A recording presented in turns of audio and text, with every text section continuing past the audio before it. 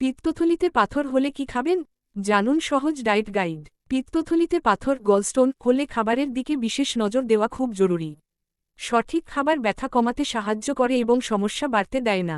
যে খাবারগুলো খাওয়া ভালো: কম তেলযুক্ত খাবার, ভাজাপোড়া বাদ দিয়ে সেদ্ধ, ভাপা বা গ্রিল করা খাবার খান। সহজপাচ্য খাবার: ভাত, নরম খিচুড়ি, ওটস, সুজি, এগুলো হজমে সহজ। সবজি বেশি খান: লাউ, ঝিঙে, পেঁপে, গাজর, শাকসবজি এসব খুব উপকারী। ফলমূল: আপেল, কলা, পেয়ারা, পেঁপে, ফাইবার সমৃদ্ধ ফল পাথরের ঝুঁকি কমায়।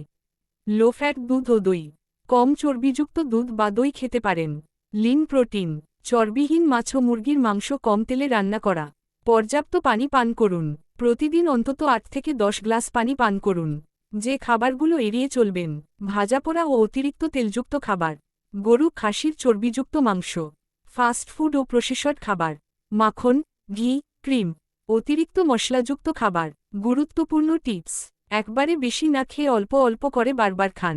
দীর্ঘ সময় খালি পেটে থাকবেন না। হঠাৎ ওজন কমানোর চেষ্টা করবেন না। মনে রাখবেন, সঠিক ডায়েট মেনে চললে পিত্তথলির পাথরের সমস্যা অনেকটাই নিয়ন্ত্রণে রাখা সম্ভব। তবে ব্যথা বেশি হলে অবশ্যই ডাক্তারের পরামর্শ নিন। আপনার কি এই সমস্যা আছে? কমেন্টে জানাতে পারেন।